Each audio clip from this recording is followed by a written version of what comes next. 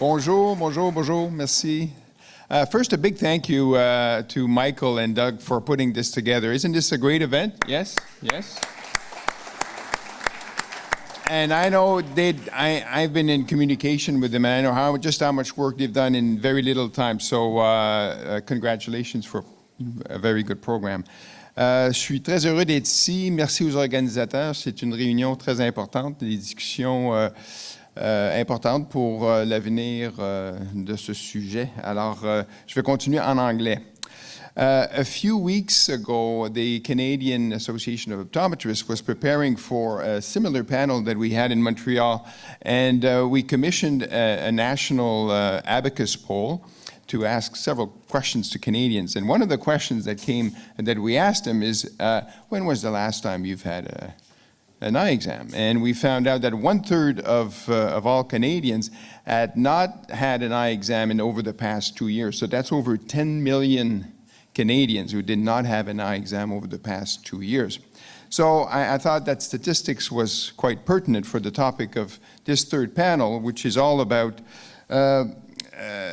issues of access and equity in Canadian vision health and care. And more specifically, we're going to ask our panelists to comment on the third white paper that was developed, and it's called Equity and Access to Vision Care.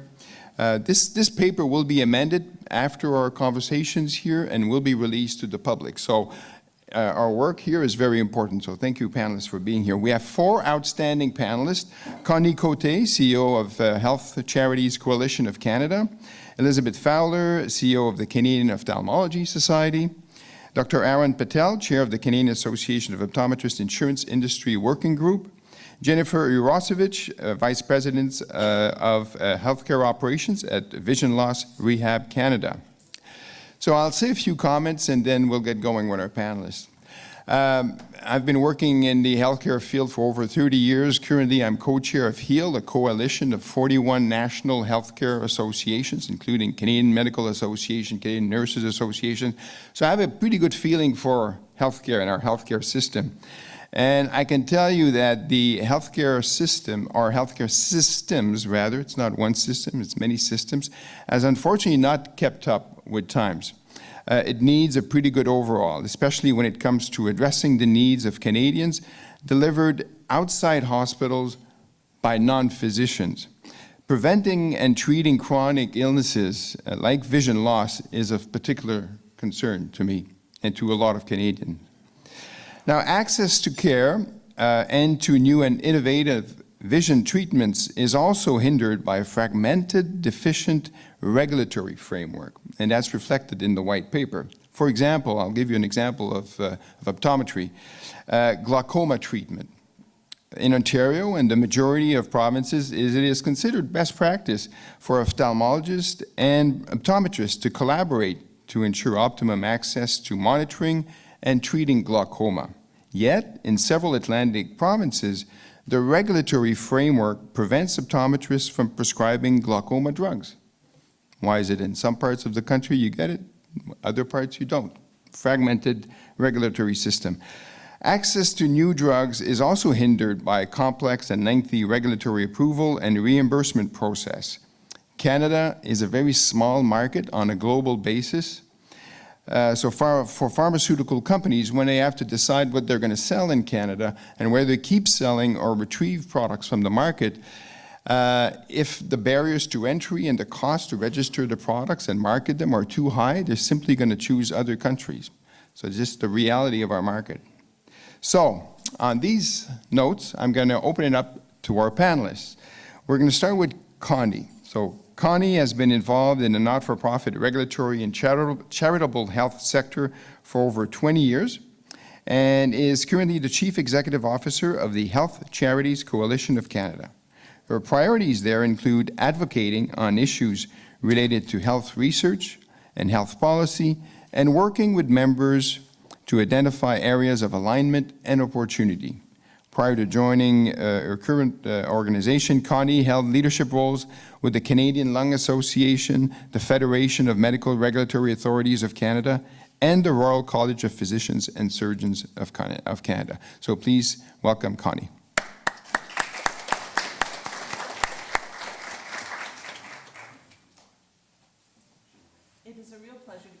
you today, and I'm going to do something a little unconventional, and I'm going to start at the end. And when we talk a little bit about equity and access to vision care, where we really hope to be is to be able to bring balance. And so that is to be able to balance keeping costs low, because as patients and as concerned Canadians, we certainly don't want to be paying more for our drugs. So we want to be able to make sure that those costs stay low, but we also want to make sure that we do have access to innovative and new drugs and therapies that are coming our way. And so that's where I hope that at the end of this panel, we'll be able to end. How we're going to get there, though, sometimes can be a bit of a pathway. But that's usually what life's all about, right? There's no even pathway for anything exciting and anything meaningful that we want to do. The paper outlines some really exciting challenges from two very different perspectives. And so I'd like to set some context for us today by looking at what are the needs that the patients have. So if you're someone who is living with vision loss, what does that road look like for you? And so I'm going to use the example of someone who lives in a remote community who is living with a degenerative eye disease. So for this person, what they experience on a daily basis is having to tackle some barriers, and this is certainly how it was framed in the survey that was sent out, or how respondents replied to the survey, and saying transportation is a barrier that we encounter when it comes to access. So they have to suddenly get to their appointment that might be in an urban center where most of the specialists are. So they make their way down to their regular appointment to see their specialist in order to be able to gain access to the medication that they might be able to hopefully get to be able to treat the disease that they have.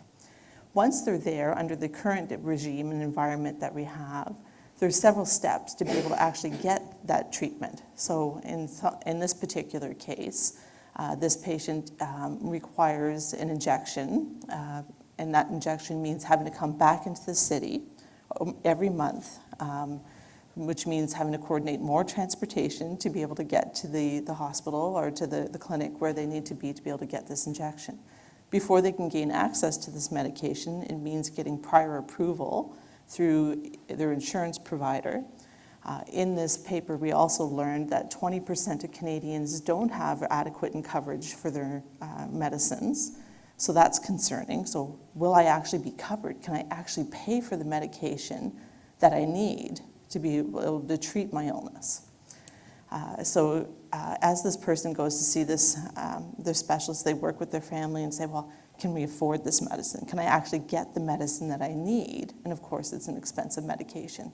But we know that the success rate, the health outcomes for this person could be significantly improved if they do have this medicine. So in this case example, we see some real obstacles, some barriers, and some opportunities for Canadians that are living with a particular eye disease. And these were highlighted quite predominantly within the white paper. So these are some of the patient issues that were identified. As well, we also heard about things which François also mentioned, regular appointments to see, just the regular eye appointments. Will these be covered? We also talk about important things such as assistive devices, canes, access to dogs, special therapies. These are types of things as well that are really important to people. And how will this fit into this new regime and a new framework? So these are some of the considerations we look at from a patient perspective, which always has to be front and center. Now, if we look on the system side, we're also looking at what does this cost to our system, and how can we find that equity and that representation? How can we afford everything that we need? Right now in Canada, there are several different reforms that are taking place. You may have heard of PMPRB, which is the Patent Medicines Prices Review Board, which sets the maximum ceiling price for what you can pay for a patent medicine. They're currently changing how they actually assess the evaluation of those drugs in Canada. And patients have a really important role in doing that, because they're certainly looking at how, when you submit into CADTH, they're going to be using those CADTH submissions that you do to help determine the prices that they're going to be paying for in the PMPRB for the patent medicines in the pharmacoeconomic assessment. So your role and what you do is really important there. The federal government also has other initiatives that they're looking at, as well as creating a national formulary is one of the initiatives that was talked about. We're talking about a national pharmacare plan. We're also talking about the creation of a Canadian drug agency. So all of these questions are all happening simultaneously, and it's going to be extremely important that as these initiatives grow and are being developed, that the needs and concerns of patients are front and center.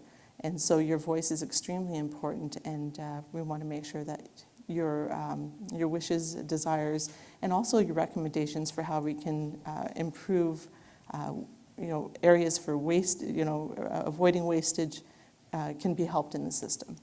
So as we outline a vision for 2020, we don't want to lose sight of what really matters to patients, and that is improved health outcomes.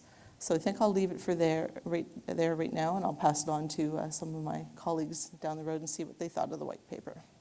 Thank you, Connie. Thank you. Our next speaker is Dr. Aaron Patel. Aaron flew from Edmonton yesterday. Thank you for facing a storm also, I think, when you left Edmonton. You were in snow. So Aaron is chair of the Canadian Association of Optometrists Insurance Industry Working Group. He is the founder and owner of several eye health clinics in Alberta, a co-founder of Second Specs, and past president of the Alberta Association of Optometrists. Aaron. Thanks, François. I think that's on. So when we look at eye care and we're looking at where we're kind of at, when you talk about public health and things that we want to make a change on preventing blindness, we're looking for early diagnosis, we want to get early treatment, and then down the road vision rehabilitation. And I think there's some barriers, and that's what this white paper was talking about, some of the barriers that we need to overcome. A lot of the talk here has been about regulations and policies and areas that, from a government standpoint that can be changed. The area I'm working at is a little bit interesting. So at the Industry Insurance Working Group, we're looking at how insurance is being applied to eye care. So most of you probably realize that people value eye care quite a bit. In fact, the NANO study showed that 83% of people valued eye care above all others in terms of dentistry or any other sort of health care. But it was also the one that was perceived as the lowest, the least acceptable coverage that they had. So when you look at your coverage currently right now, if you have vision health coverage, it's usually some sort of package of maybe $200 that you get to divide between your eye care and your eyewear. Some people have various ones. They might even have as much as $600 towards eyewear. They might have, their eye exam fully covered. But the way that works with insurance groups and the providers, it hasn't changed in years. So what we're trying to do is sort of break the system and start making it so that now when we look at vision, we're covering more parts of vision, and the actual appliances maybe get separated a little bit more. So when an employer looks at how much they're spending towards their vision plan, if they're spending $600 and someone's going out and buying a pair of Prada glasses, it doesn't seem to give the employer too much benefit from the way they perceive it. Why are they spending this much money? So what we wanted to do is change this and start insuring vision. So you have, we can get earlier on our diagnostics and more coverage on things that allow us to get to the detecting conditions earlier and better treatments.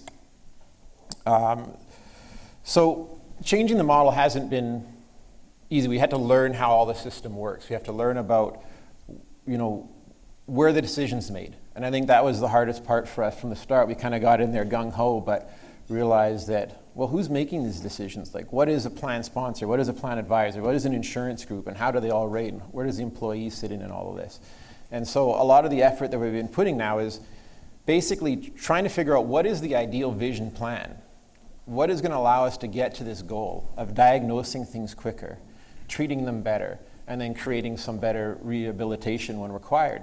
So when it comes to an eye exam, we want to make sure that there's better accessibility. Across the provinces, we find that there's a big variation in terms of who has coverage. Some provinces don't have coverage for children. Some have great coverage for children.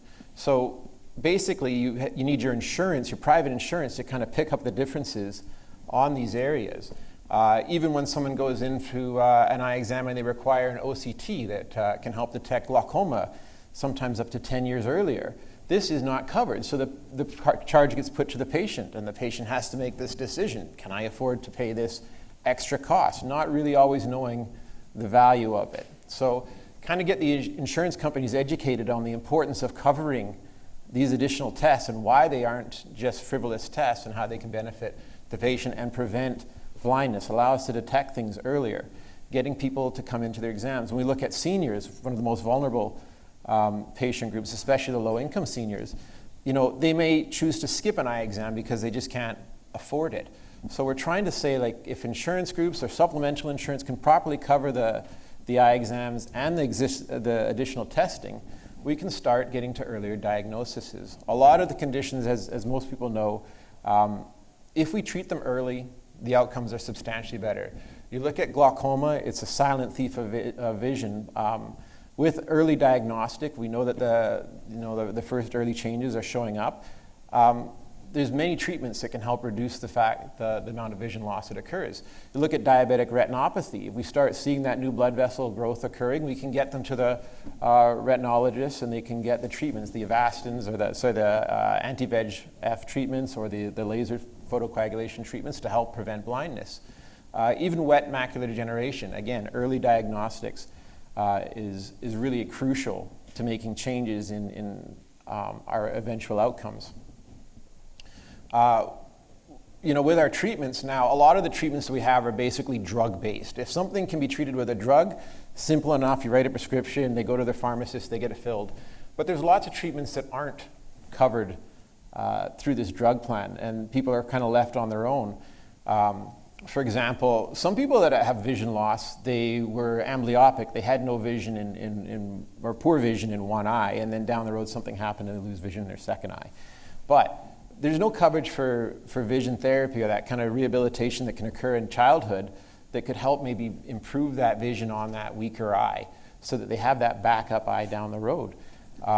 Even later on, if people require low vision aids or low vision treatments, right now it's pretty much a charity is how it's looked at. Even if you talk to practitioners, optometrists and ophthalmologists that are working in this, they're doing it out of a love or a passion, not because of the reimbursement that they're going to get in this field.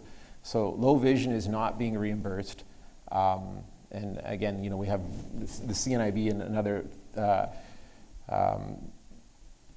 organizations that are helping to provide low vision devices, but it's not being insured. I had patients that they wanted to get the eSight and they have to go on a GoFundMe page in order to try and get it paid for.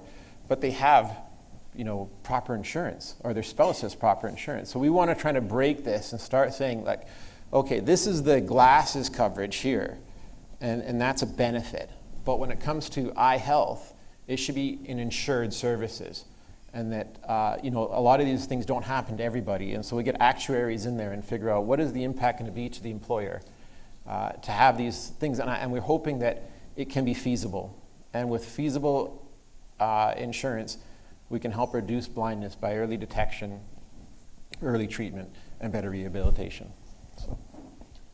Thank you, Dr. Patel, for leading this very important work being done at the CAO. Thank you. Now we have Liz Fowler. She is the CEO of the Canadian Association of Ophthalmologists. Previously, she held various positions of leadership, including as National Director of Research at the Kidney Foundation and Assistant Director at the Canadian Institute of Health Research. So she brings a very broad perspective. I'm sure she'll have some very insightful comments. Liz.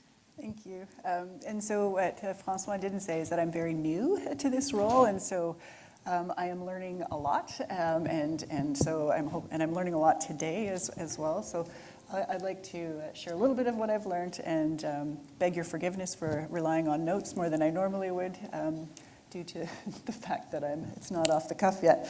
But one of the things I am learning is the difference between an optometrist and an ophthalmologist, which sounds dumb for the CEO to say, but I was a little foggy on that when I first started. But I am learning that, and an ophthalmologist is a surgeon. So they've done an undergrad, and then they've gone to medical school for 4 years. They've then specialized for 5 years, and then often subspecialized for another 1 to 2 years. So they're people who have a significant amount of experience and expertise, and are the people who can help with some of these new technologies and help regain and prevent vision loss. So they're also a very caring group of people, as Dr. Patel mentioned, and care greatly about their patients and work very hard. And I'm guessing many of you have relationships with ophthalmologists, and I hope that's been your experience as well. So I won't go into the details of how many people are living with vision loss, but the white paper talked about access to care and access to ophthalmology. And what I'm learning is that access to an ophthalmologist is very similar to access to other healthcare providers in our current healthcare system. And I worked in research, so I did some research, and it's very odd. I mean, the only kind of data that I could find about access to ophthalmology was from the Ontario Health Quality Council, and they framed it as patients with emergency conditions who are classified as priority 1, they are seen immediately, and so 100% of the time seen immediately, great.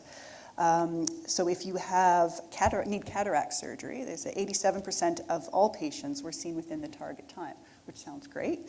95% of patients were seen within a target time for retina vitrectomy, 95% for glaucoma surgery, 96% for corneal transplant, and 78% for strabismus surgery, which all sounds very good, but I guess the devil is in the details of what is an appropriate time.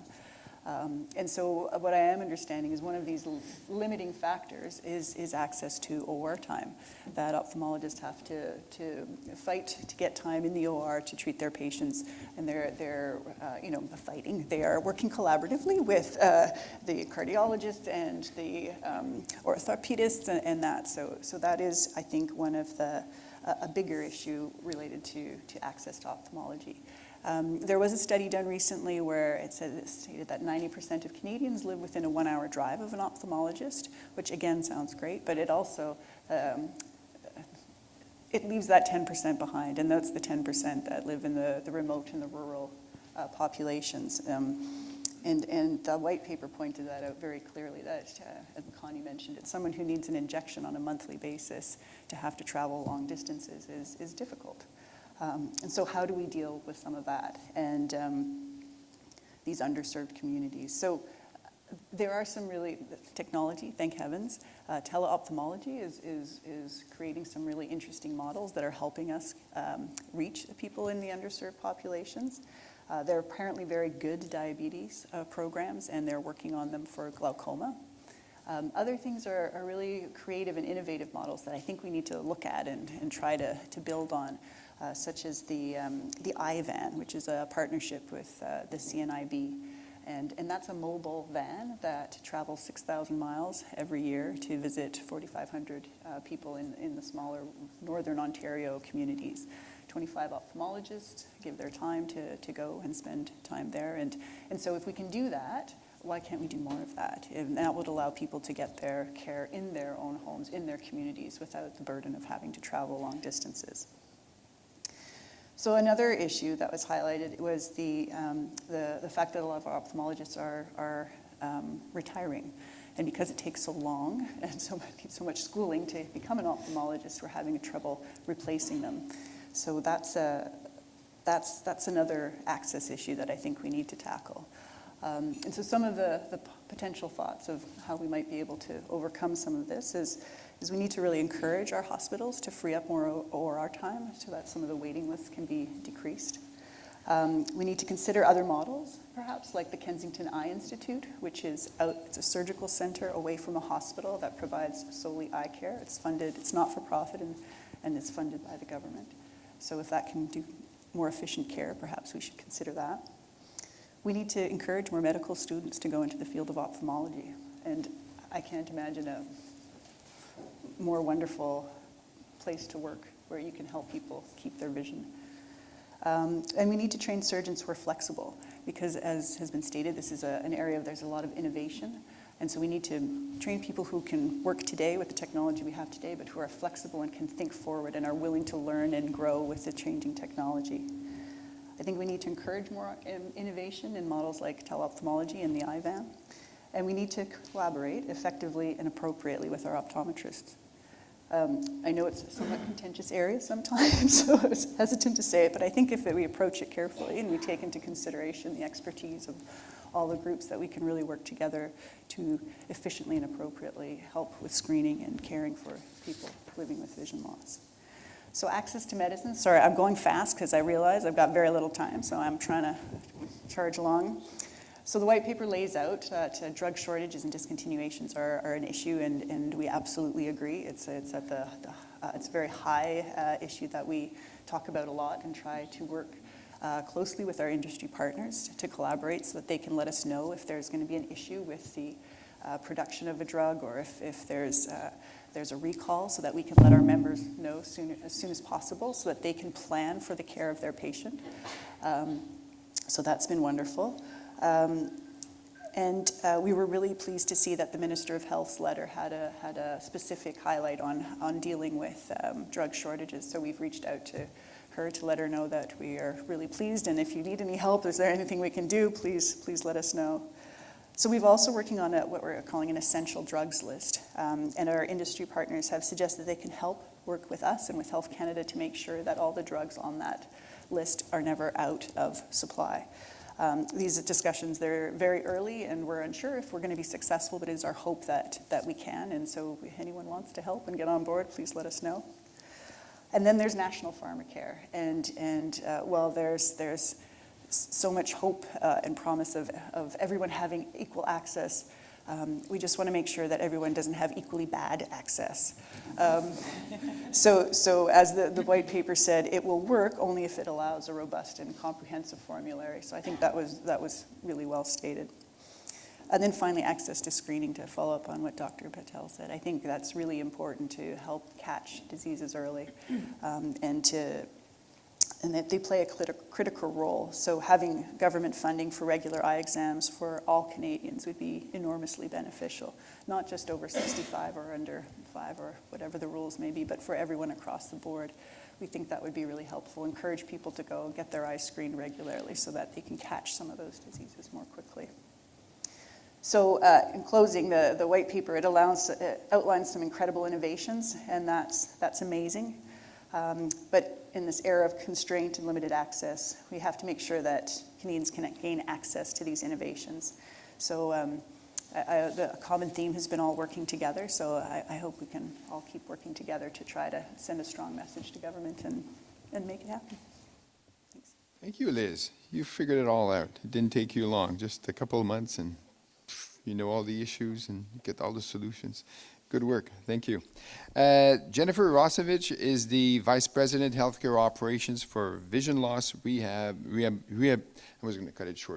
Rehabilitation Canada. Jennifer started her career over 20 years ago in frontline service delivery as a certified orientation and mobility specialist, and later specialized in early intervention. For the past 14 years, she has held various management roles and executed several national initiatives such as certification, quality outcome evaluation for vision rehab services, and accreditation of several sites. Jennifer has presented globally on topics related to early skills in orientation and mobility, accessibility, youth programs, and pathways to vision rehabilitation. Jennifer is passionate about client-centered care and quality improvement. Thank you for being here. The microphone is yours. All right, thank you, everybody. It's great to be here, and so inspired by the previous two panels and some of the discussion. I wrote some notes out over the last few days, and then today, as I was listening to things, thought of other things that are really important. I like to tell stories, and I'll draw from something that was said that really kicked things off today around our keynote speaker talking about access. Which translates to the topic we're here to talk about as well. But one of the greatest barriers that I see more and more, particularly in this last year, when we talk about access and technology can be such a game changer for us. But for us to collaborate and communicate more effectively as partners and as leaders, we need to make sure that the technology, not just the iPhone and the device itself, but the apps or the portals or the electronic medical records and one record systems are also accessible, because we employ people with sight loss.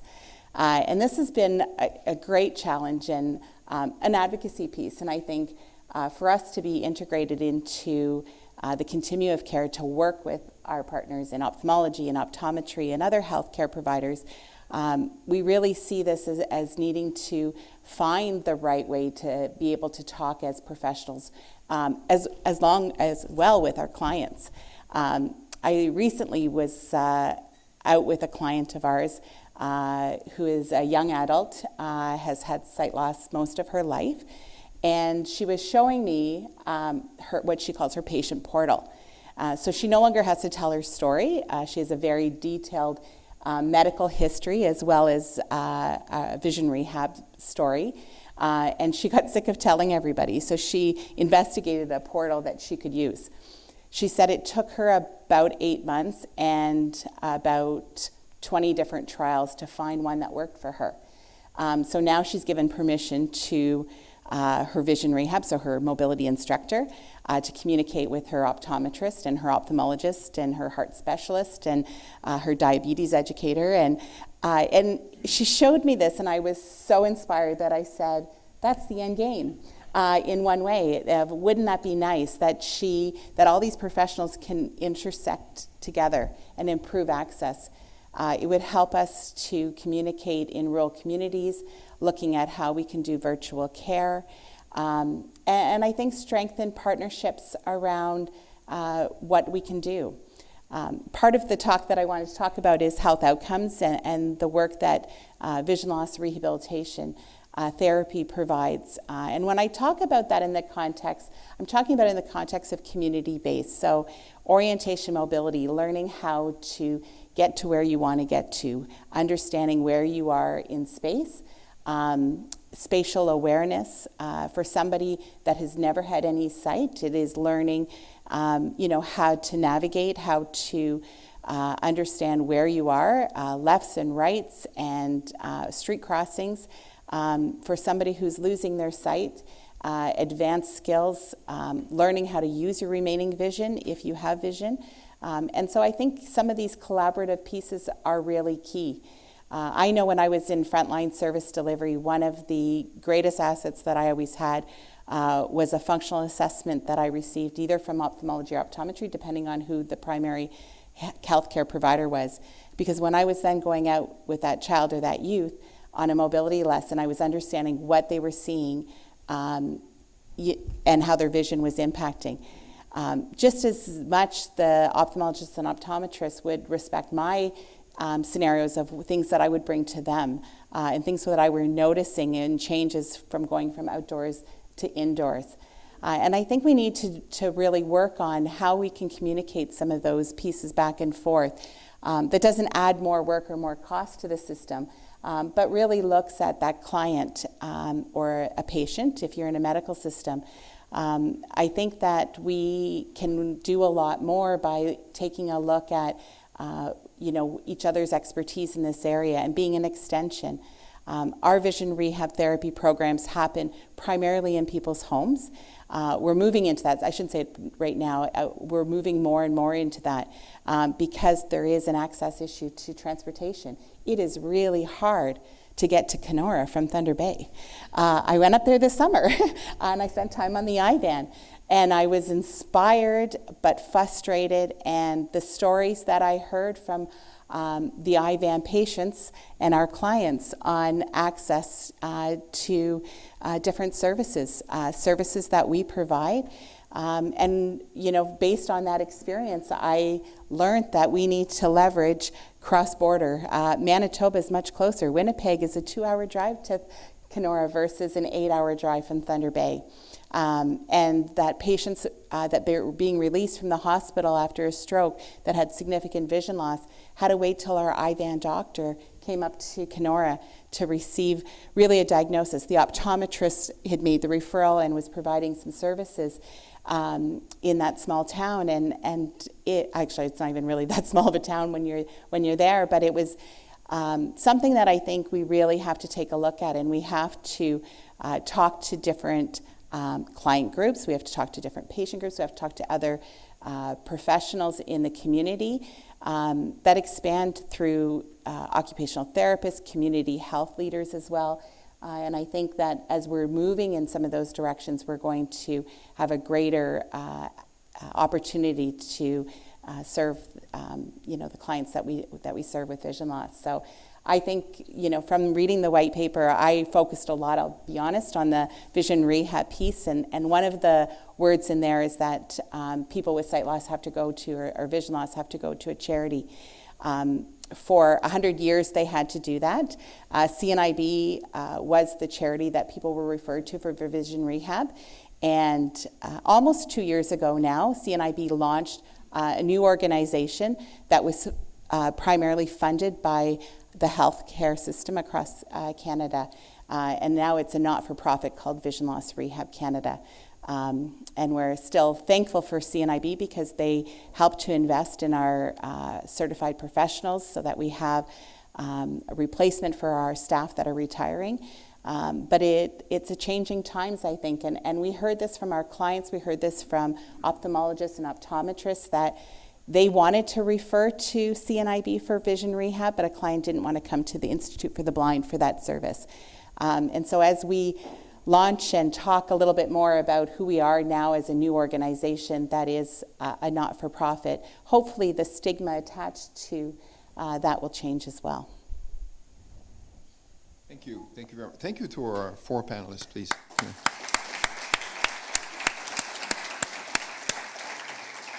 Very, very diverse perspective, diverse solutions, lots of challenges ahead, but there's hope. So we have a few questions. I have a few questions on my list, and we'll open it up certainly for questions from the audience as well. I'm being told that we're going to try to end this panel at 12:20.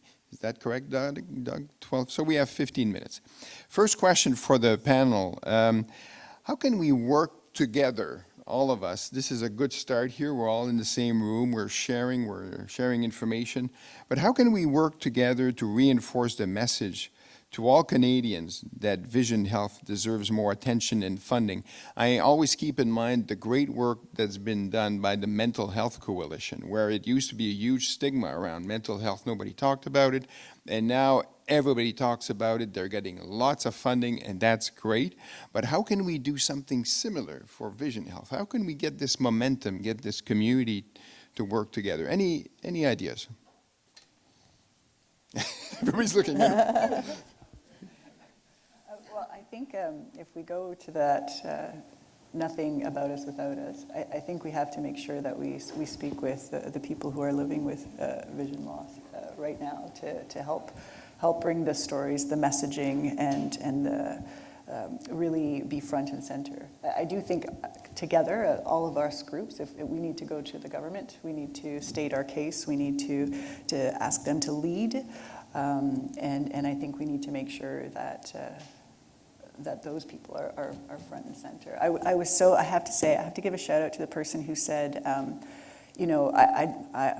I get help with some things, but you get help with other things. And we are all just intertwined and interdependent. And I just absolutely love that. And so, sorry, I know it's not answering the question, but I just wanted to say thank you for opening my brain a little bit there. Connie? As someone who works with many different patient groups, one of the things that we really value is that our collective voice is much higher. So when we work together, we're really able to amplify our needs as patient groups. And one of the things that we find is that there are a lot of similarities in our needs. And I don't think it has to be a us or them response. And if we're really working collectively, we can all be stronger together. And so the needs of many different people who are living with disease are often very similar. And what I would love for us to be able to do is to really hold each other up higher and to be able to say, you know, this is what we need as patients to be able to improve our overall health outcomes. And I think that as we look across different disease states, many of us are experiencing many similar frustrations. And if we can highlight the opportunities to improve the system, I think we're a lot more alike than we are different. And so that's where I think we can make some real advances in making some of those recommendations. Thank you. Did you guys want to comment? I would just say I think that this is a really good starting point. I think that there's been a lot of work that we've done to date, but I think that there's a lot more to go, and I think one voice is a better voice, and bringing groups like this together really help us to drive to that access so that we can improve vision care. Dr. Patel, did you want to add anything? No, I would agree with what's been, everyone kind of speaking with a similar voice definitely gets the message carried across. One area that I think we could utilize more is some of the industry. I think there is funds that could be used to help us get the message out there by partnering with the industries involved in eye care. And yeah, because unfortunately to get the message out, it does sometimes require some money. I see there's one big industry supporter behind us here, so we should acknowledge Bell. Thank you, Bell, for supporting this initiative and having the vision. I know there's other industry players in the room, so thank you to all. Second question. We heard there was a panel where we heard people living with vision impairment, and but they're not victims. They're not victims. They're very happy. But what can they do? What can patients and caregivers, well, not patients, but what can people with vision impairment and caregivers do to get their voices heard and reinforce our message? So hearing your perspective on that. So how can we help amplify your voice? So I think I really appreciated hearing some of the experiences that the previous panels have shared. And telling your story is by far the most important thing that you can do. So raising your voice, writing to your MPs, making sure that when you see opportunities, whether it is to reduce redundancies, to improve systems, share those opinions. When there's a call that goes out from whether it's the CNIB or Foundation Fighting Blindness, asking about, please answer this survey. How does living with this disease impact your life? Please respond to those surveys. That's the data that we need to be able to submit to be considered credible. And so those calls are really important to us. Also, for those of you who are taking various medications, if you are able to respond to patient input to CONNETED, that's incredibly important. No one else has that experience. Your unique experience, while we talked about the amplified voice, your unique experience is just as important as well. And so being able to provide that very specific input about what does taking this medication or what device do I need or what a new app would help me is incredibly important to us as system leaders. So please continue doing that. Be honest, be brutal. That's really going to help us improve our system and make sure that we can move forward in a very productive way.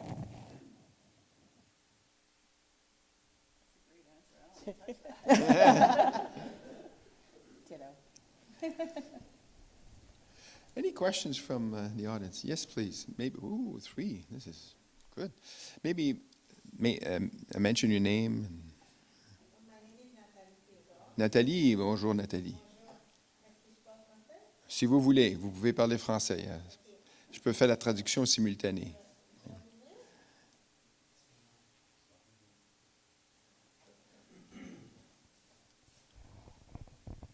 Check.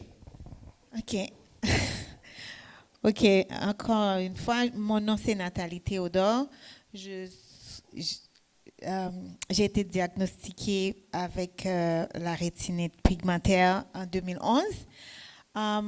Ma question, en tout cas, depuis que j'ai été diagnostiquée, au début, j'ai pas j'ai pas vraiment eu beaucoup d'informations à ce sujet ici au Canada. Donc, j'ai dû aller aux États-Unis chercher les informations. Maintenant, aux États-Unis, dans les différentes conférences que j'ai participé, les gens qui souffrent de RP, ils sont capables d'avoir un RP witness specialist pour prendre soin de leurs yeux ou peut-être pour leur informer des suites. Moi, ici au Canada, parce que j'ai une bonne vision, les gens, premièrement, c'est très difficile pour moi de dire aux gens ce que j'ai parce que personne ne le croit. Deuxièmement, j'avais demandé un witness specialist, mais il m'a vu, mais il m'a dit, quand tu vas être presque aveugle, là, on pourra te suivre. Ma question, en fait, c'est, est-ce qu'il y aurait un moyen ou quelque part où est-ce qu'on peut avoir du support? Parce que c'est comme vivre dans un flou. Moi, je ne sais pas si je vais être aveugle, demain ou après-demain ou dans un an. Et c'est une peur constante parce qu'aujourd'hui, tu te réveilles et puis tu ne sais pas si tu ne vas pas voir. Donc, moi, j'aimerais savoir, est-ce que ce serait possible que les personnes comme moi, qui souffrent, pas qui souffrent, mais qui ont la rétinite pigmentaire, peuvent avoir quelqu'un pour les supporter, même s'ils voient, même s'ils sont capables de marcher la nuit. C'est ça ma question. Merci, j'ai mémorisé. J'ai tout mémorisé. Essentially, what she's saying is she has rétinite pigmentaire, RP, for the specialist in the room, you'll know what it is. When she was diagnosed, she sought information in Canada, didn't find much, so she went to the States. She learned a lot more. She found out there were specialists over there dealing with that. She attended conferences. She came back here. She managed to get an appointment with a specialist who told her, well, you're not advanced enough yet. When you're really advanced and you're almost blind, I'll take care of you. For now, live your life and be happy. But that doesn't satisfy her. She's stressed. She doesn't understand what's happening to her eyes. She'd love to get a support group to get more assistance along the way. So her question is there such services available somewhere? And I'm going to turn this to maybe Dr. Patel, who might be more clinically inclined, or anybody else on the panel who wants to answer. I know there are some doctors in the audience too, so anybody who wants to answer this, please. Thank you for sharing your story. I apologize, I can't answer back in French. It's very fragmented, of course, right? So sometimes in bigger cities, there are more support groups that are available that you can refer to. So I do find that when we talk about access, that's one of the biggest issues, is that if you're in a bigger city, then, we'll have a genetic specialist that we can send to and have consultation with, and they can tie people into support groups, and there's other, like the Rare Disease Foundation and other support groups that exist, but they're very much tied to larger cities. So hopefully now with like social media and technology, we can improve the communication and the networking that occurs to help people.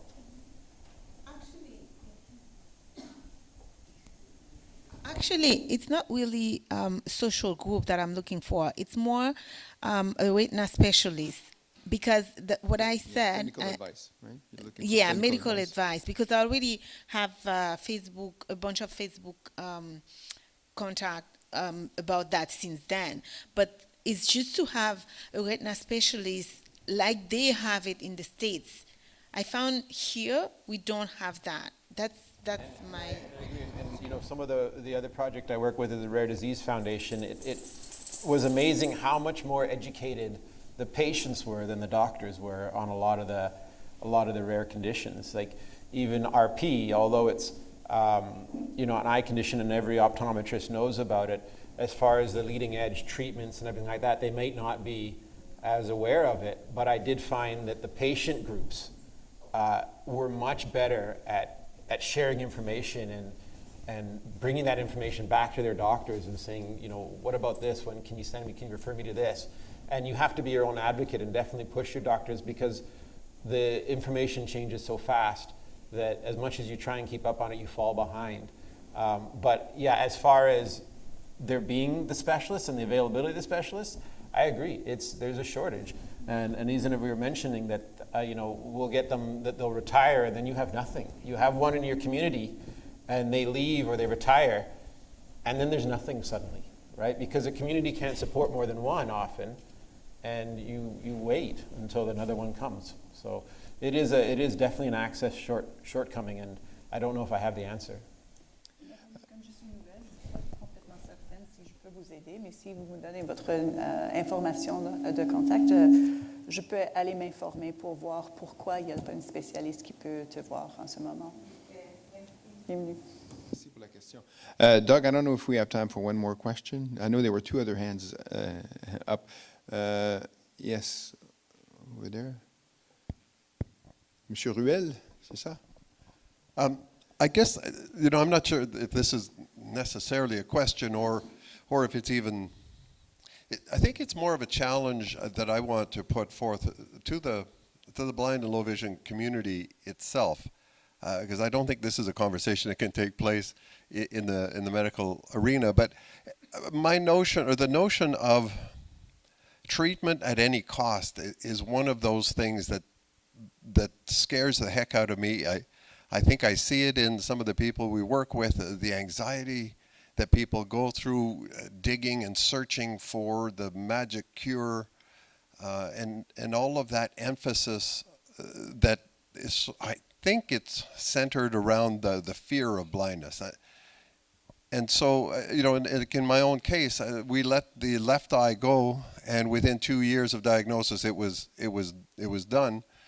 But we did laser work to the right eye, which gave me 10 more years of declining vision, and eventually to total blindness. And that whole 10-year period was a period of never being adjusted, always adjusting, and never really moving forward, because it seemed like I didn't have my feet firmly planted on the ground. And it seems to me it was obvious that blindness was going to be the result. This wasn't a cure, it was a prolonging of the inevitable. And so I think the blind and low vision community, the support community, needs to engage in conversation about that, because it is a stressful thing, that running around looking for the magic pill that in many instances doesn't happen. So I'm kind of fearing that this might be an unfair question to put to this panel. I just want to say, the blind community, let's talk about this. Let's put this on the table and be blunt and honest about it. Appropriateness in general is a huge issue in our healthcare systems. What's the right level of care for the right person? Who delivers it where?